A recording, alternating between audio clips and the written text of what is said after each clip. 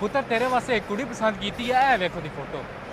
अब्बू जी मैं किसी कुड़ी नाल ब्याह करना ही कोनी, करना ही कोनी। मैं जदों तुहानू दस्सिया आई कि मैं अलिशबा नाल प्यार करदा ते तुसी फिर क्यों नहीं मनदे? तुसी मैनू क्यों कुड़ी दी फोटो विखाई है? अब्बू जी वेखो मेरा प्यार ना सिर्फ अलिशबा वास्ते है। अगर कोई अच्छी तो अच्छी भी आ जाती है, अमीर तो अमीर भी आ जाती है, मेरे अल्लों रिजेक्ट है। मैं किसी नाल ब्याह नहीं करना, मैं कुंवारे मार जाना, लेकिन मैं करना अलिशबा नाल ही ब्याह है। और तुहाडे कोलों मैं मंगिया की है, सिर्फ एक ही शै मंगी कि मैंने अलिशबा दे दियो। मैं उहदे नाल इन्ना ज्यादा प्यार करदा, ओ मेरे नाल इन्ना ज्यादा प्यार करदी है। अब्बू जी उहदे नाल मैनू मिला दियो। ते मेरी गल याद रखियो, मैं जहर खा जाना है, लेकिन मैं किसी नाल ब्याह नहीं कराना अलिशबा तो इलावा।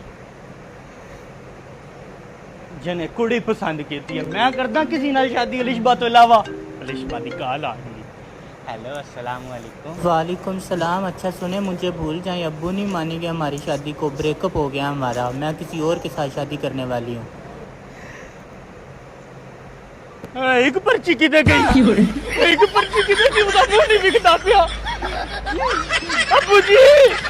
अब्बू जी तेरी कुड़ी पसंद कीती आई ओदी एक बारी दोबारा फोटो सेंड करो। पुत्र वेखी टाइम की होया?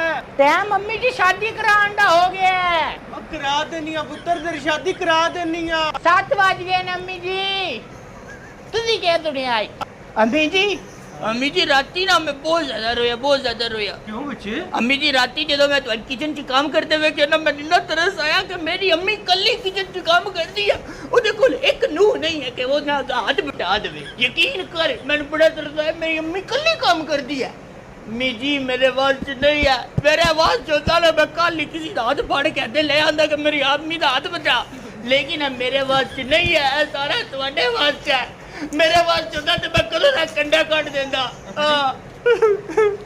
करा दांगे।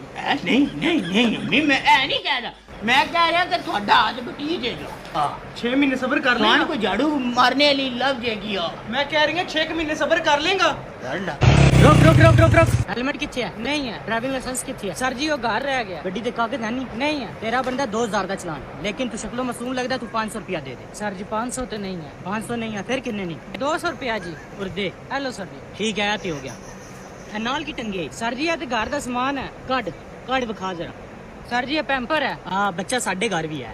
सर जी सरफ भी है। हाँ सरफ मेरी बेगम भी आखी लेके आनी। सर जी लेमन मैक्स है, सिर्फ लेमन मैक्स भी साढ़े घर मुक्की हुई। सर जी नसवार रह गई है पीछे। आ जड़ा मेरा मामू लोर होंदा है ना, वो खांदा है। चलो मैं पार्सल कर देता। सर जी 2 अंडे रह गए, छापर खाली हो गया। देसी अंडे नहीं सर जी फार्मी ने ऐ खाने ने, ऐ प्रोटीन होंदा है ना विच।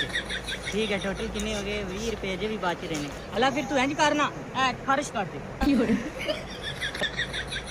कर दे सही कर। सही तरीके से।